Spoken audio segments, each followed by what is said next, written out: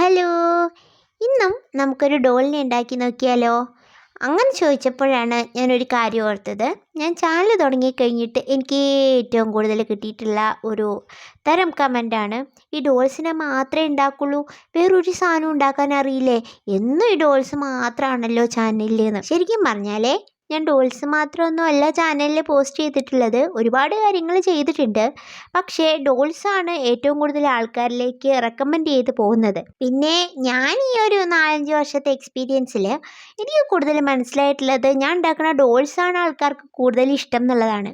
അപ്പോൾ അതുകൊണ്ട് തന്നെ ഡോൾ മേക്കിംഗ് ചെയ്യുമ്പോൾ ഞാനും എൻ്റെ സ്കിൽസ് ഡെവലപ്പ് ചെയ്യും, മറ്റുള്ളവർക്ക് ഒരു കാണാനൊരു ഇഷ്ടവും കൂടെ ഉള്ളത് കൊണ്ട് എനിക്ക് കൂടുതലായിട്ടും ഡോൾസ് ചെയ്യാൻ ഇഷ്ടമുള്ളത് കൊണ്ടാണ് ഞാൻ മറ്റ് പല കാര്യങ്ങളും ചെയ്യാറുണ്ട്. പക്ഷെ അതാരും കാണാറില്ല.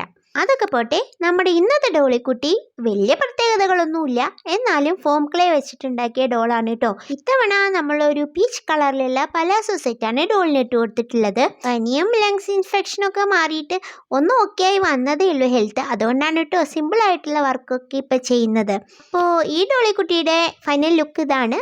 ഇഷ്ടപ്പെട്ടിട്ടുണ്ടെങ്കിൽ സപ്പോർട്ട് ചെയ്യുക. അപ്പോൾ ഓക്കെ, ബൈ.